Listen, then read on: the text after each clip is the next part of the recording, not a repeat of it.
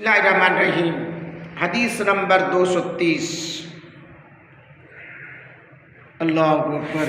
हज़रात गिरामी कदर, हदीस नंबर 230।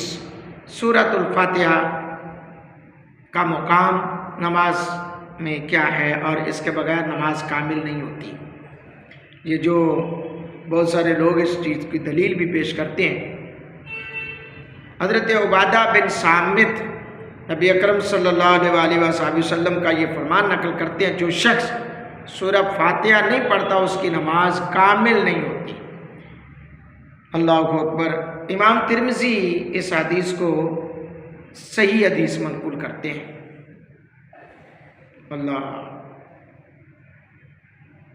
और इस दीगर हदीस भी दीगर सहाबाए किराम जमात है उनसे वारिद है, और कई तो ये फरमाते हैं कि ऐसी नमाज दुरुस्त नहीं होती जिसमें सूरह फातिहा ना पढ़ी जाए। इमाम इब्ने मुबारक, इमाम शाफी, इमाम अहमद और इमाम इसहाक़ ने इसी के मुताबिक फतवा दिया कि अली पाक ने फरमाया वो नमाज जिसमें सूरह फातिहा ना पढ़ी गई हो वो नामुकम्मल होती है। तो मैंने इब्ने अबू उमर को ये बयान करते हुए सुना। मैं 18 साल तक इब्ने ऐनी की खिदमत में हाजिर होता रहा हूँ। हमीदी मुझसे उम्र में 1 साल बड़े थे। मैंने इब्ने अबी उमर को ये कहते हुए सुना, मैंने पैदल चलकर 70 हज किए, लेकिन मेरे दोस्तों, मेरे महबूब अलैहिस्सलाम के गुलामों, सूरतुल फातिहा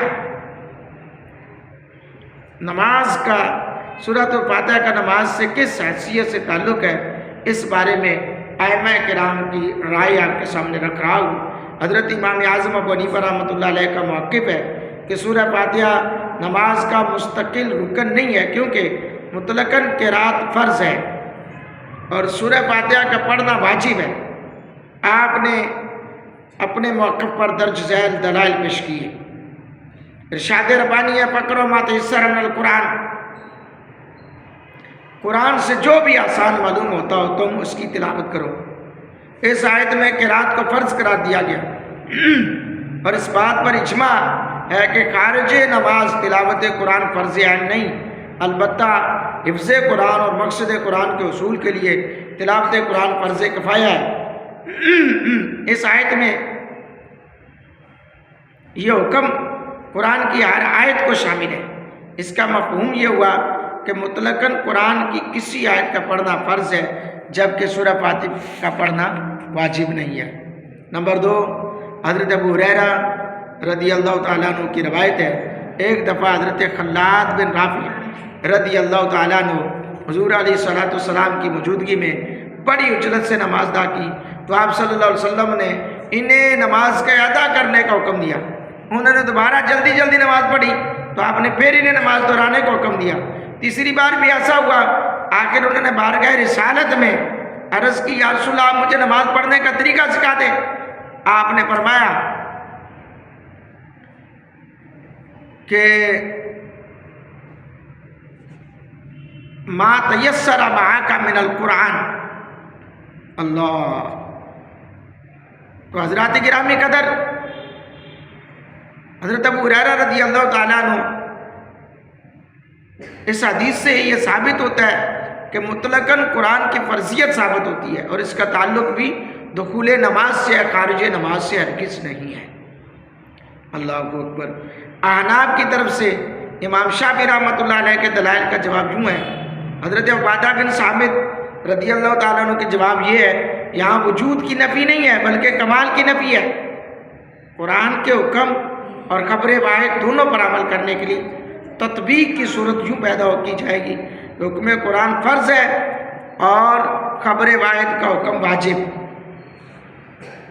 हज़रात गिरामी कदर, मसला खलफुल इमाम, क़िराअत खलफुल इमाम, इमाम के ख़िलाफ़ क़िराअत करना। हज़रत इमाम आज़म अबू हनीफ़ा का मौक़िफ़ है कि इमाम की इब्तिदा में मुक़्तदी का सूरत फातिहा पढ़ना मकरूह तहरीमी है। वो नमाज ख़्वा जारी हो या सिर्री हो, किसी भी नमाज में इमाम आज़म अबू हनीफ़ा के नज़दीक इमाम के पीछे सूरतुल फातिहा पढ़ना मकरूह तहरीमी है। इमाम शाफ़ी के नज़दीक کہ قول جدید ایک روایت کے مطابق حضرت امام مالک اور ایک روایت کے مطابق حضرت امام احمد بن حنبل کے نزدیک امام کی اقتداء میں سورہ فاتحہ پڑھنا فرض ہے، خواہ نماز جاری ہو یا سری ہو۔ امام شافعی رحمۃ اللہ علیہ کے قول قدیم پرانا قول ایک روایت کے مطابق حضرت امام مالک اور ایک روایت کے مطابق حضرت امام احمد بن حنبل کے نزدیک جاری نماز میں امام کی اقتداء میں قرات مکروہ ہے، اور جبکہ سری نماز میں سورہ فاتحہ کا پڑھنا فرض ہے۔ اب دیکھیں امام شافعی کے دو اقوال ہیں۔ پہلا قول ہے کہ ہر نماز میں پڑھنی چاہیے امام کے پیچھے، دوسرا قول ہے کہ جو باواز بلند امام پڑھ رہا ہو تو پیچھے نہیں پڑھنی چاہیے، یہ امام شافعی کا قول ہے۔ اللہ اکبر۔ حضرت امام اعظم ابو حنیفہ رحمۃ اللہ علیہ کے نزدیک قاری کے اعتبار سے ان میں فرق ہوگا۔ پہلی روایت کا تعلق امام اور منفرد دونوں سے ہے، لہٰذا دونوں پر سورہ فاتحہ پڑھنا ضروری ہے۔ دوسری اور تیسری روایت کا تعلق صرف مقتدی سے ہے، امام اور منفرد دونوں سورہ فاتحہ کی قرات کریں گے۔ منفرد اکیلا اگر بندہ پڑھ رہا ہے تو قرات کرے گا، لیکن امام ہے تو اس کو بھی کرنا پڑے گی۔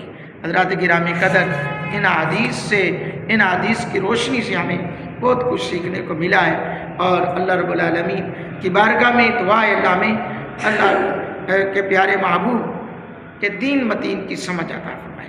امام اعظم ابو حنیفہ نے کچھ دلائل بھی دیے ہیں۔ حضرت ابو ہریرہ رضی اللہ تعالیٰ عنہ کی روایت ہے، حضور علیہ السلام نے فرمایا کیا تم میں سے کسی نے میرے ساتھ قرات کی ہے؟